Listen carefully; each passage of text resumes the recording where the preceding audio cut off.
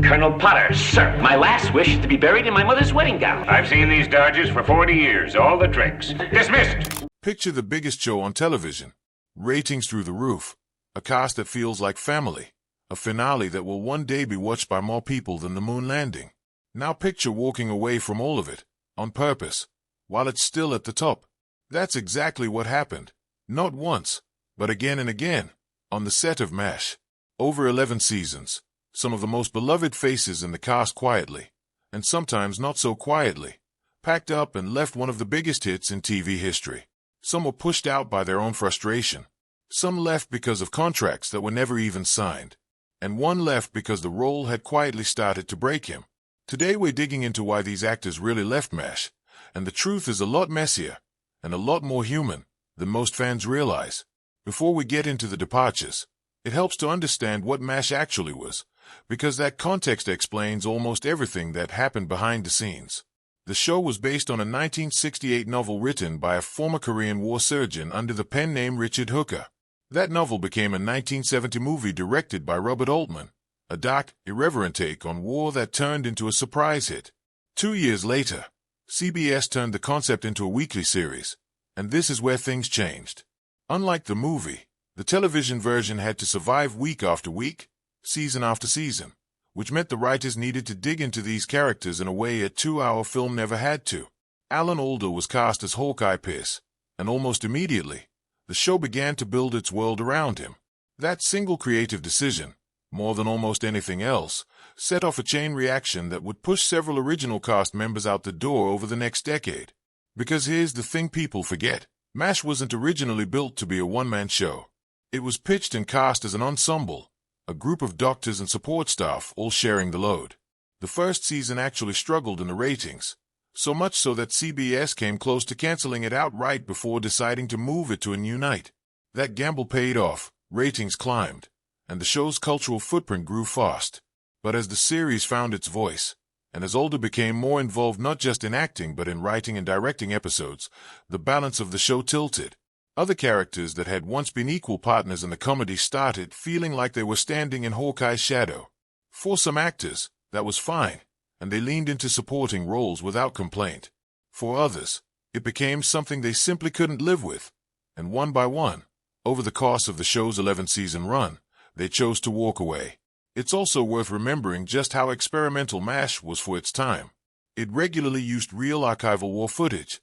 It was one of the first American sitcoms to drop the laugh track in favor of the actual sounds of the hospital, and it leaned into serialized, character-driven storytelling long before that was common in half-hour comedies. That willingness to break format is part of why the show could survive so much cast turnover. The writers weren't afraid to let characters change, disappear, or even die, because the whole series was built on the idea that war doesn't offer neat, tidy endings. That same philosophy is exactly what let them handle these departures the way they did. Let's start with the exit that shook the country. At the end of Season 3, MASH did something no half-hour comedy had really done before. Lieutenant Colonel Henry Blake, the bumbling but warm-hearted commanding officer played by McLean Stevenson, was given a joyful send-off episode. He gets his discharge papers. There's a party, there are tears, there's laughter, and it feels like the happy ending everyone wanted. Then, in the final scene, Radar walks into the operating room and delivers the news that Blake's plane went down over the Sea of Japan, and there were no survivors. No dramatic music, no laugh track, just silence and the sound of surgical equipment. It remains one of the most talked-about moments in sitcom history. But here's what a lot of people don't realize. That gut punch of an ending wasn't really about telling a bold anti-war story. At least not at first. It happened because McLean Stevenson wanted out. Stevenson had been part of the show since day one, and his Golden Globe-winning performance made Henry Blake one of the most adored characters on television. Off camera, though, he was growing restless. As Hawkeye became the undeniable center of the show, Stevenson felt his role shrinking into something secondary, and according to co-star Loretta Swit, he confided in her that he knew he'd probably never work on anything as good as MASH again, but that he needed to leave and become the lead of his own show. He wanted top billing, not a supporting role in someone else's story. So at the end of Season 3, he told the producers he wasn't coming back. That decision left the writers with a real problem. In most sitcoms of that era, when an actor left, the character was simply transferred, reassigned, or married off and sent away. But MASH creators, Larry Gelbart and Gene Reynolds, saw an opportunity instead. They wanted to remind audiences that the show, underneath the jokes, was still about a war, and that in a real war, not everyone comes home. So they wrote Henry Blake's death.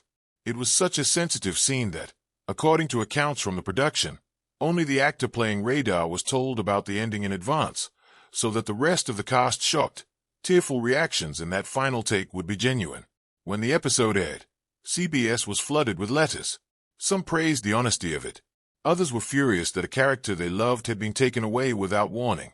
As for Stevenson himself, the story afterward is almost a cautionary tale. He signed a deal with NBC, expecting to become the leading man he always wanted to be. Instead, his own shows, including one built entirely around his own name, and later a sitcom called Hello, Larry, both flopped and were quickly cancelled. Neither series lasted more than a couple of seasons, and both were largely dismissed by critics at the time. In the years that followed, Stevenson admitted publicly, more than once, that leaving MASH was the biggest mistake of his career. He came to realize that audiences hadn't fallen in love with McLean Stevenson the actor. They had fallen in love with Henry Blake the character. And once the character was gone, the magic didn't follow him to his next projects. In one later retrospective, he reflected that people had loved Henry Blake, not him, and that the mistake was ever assuming the two were the same thing in viewers' eyes. He continued working in television in smaller roles for the rest of his career, taking guest spots and occasionally filling in as a talk show host, but he never came close to recapturing the cultural impact of those first 3 seasons on MASH. When he passed away in 1996 at the age of 68, tributes poured in from former castmates, many of them affectionate despite the awkwardness of his exit years earlier. It's a strange kind of legacy. The role he tried to escape ended up being the single most important thing he ever did on screen, and by his own admission, nothing that came after it ever measured up. If Stevenson's departure was loud and unforgettable, Wayne Rudge's exit was almost the opposite. Quiet, sudden, and barely explained on screen at all. Rudge played Trapper John McIntyre, one half of the original comic duo that defined the show's early seasons alongside Hawkeye. Their chemistry, the fast talk, the pranks, the unshakable friendship, was a huge part of what made early MASH work.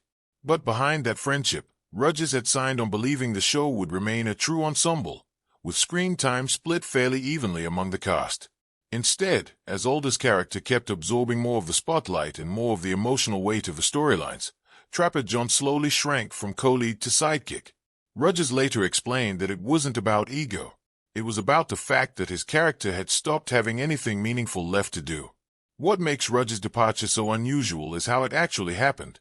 Unlike most of the cast, Rudge had never signed a final contract with the show. He'd had concerns about certain clauses in the paperwork he was given, including an outdated morality clause, and rather than push back and negotiate, he simply never signed it. Nobody followed up, so when he decided, quietly, not to return after season 3, the producers discovered he wouldn't be coming back only shortly before filming for season 4 began. When they considered legal action for breach of contract, they realized there was nothing to enforce, because there had never been a signed agreement in the first place. Rudge walked away clean, without a single day of leverage held against him. That left the writers scrambling. There was no farewell episode, no goodbye scene, no hospital party for Trapper John. Season 4 simply opened with the explanation that he'd been discharged while Hawkeye happened to be away. Fans were stunned. First Henry Blake was gone, and now Trapper John too, with barely a word of explanation. To fill the gap, the producers brought in Mike Farrell as B.J. Honeycutt, a steadier, more grounded character than the mischievous Trapper had been, and the tone of the show shifted along with him. Rudge, for his part, never seemed to regret the decision.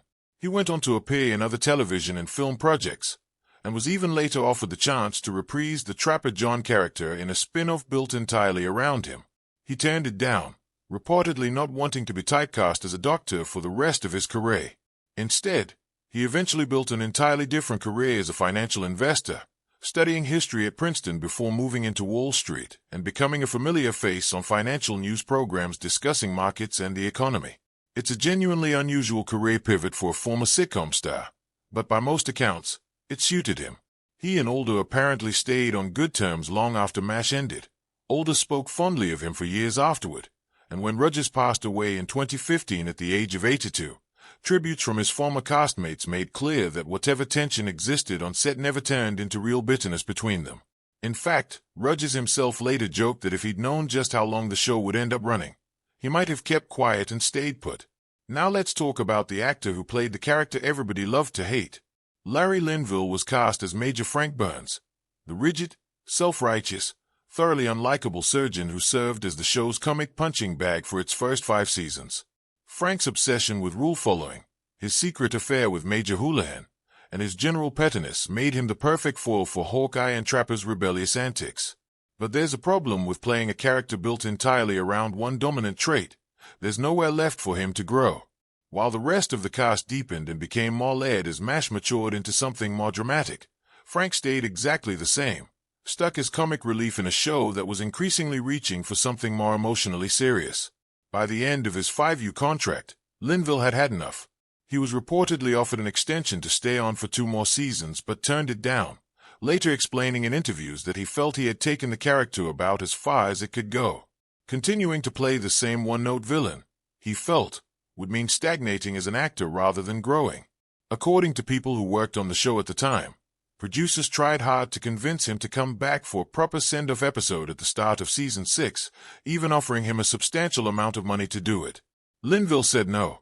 Reports at the time suggest he was also going through a difficult divorce, and simply didn't want to deal with the complications that extra income might have caused in that process. Because he wouldn't retain, Frank Burns never got the emotional farewell that other departing characters received. Instead, the show explained his absence off-screen. Viewers were told, at the start of the next season, that Frank had gone looking for Margaret while she was away on her honeymoon, spiraled into a breakdown, and was ultimately reassigned to a hospital back home. It's a strange, almost throwaway exit for a character who'd been central to the show for 5 years, but it also cleared the path for something better. His replacement, Charles Emerson Winchester III, arrived with a completely different energy, cultured, arrogant, but far more layered than Frank ever was, and many fans and critics consider his arrival the moment MASH truly grew into the more mature, dramatic show it's remembered as today. Even the show's own co-creator later admitted he wished Frank had been written with a little less cartoonish silliness from the start.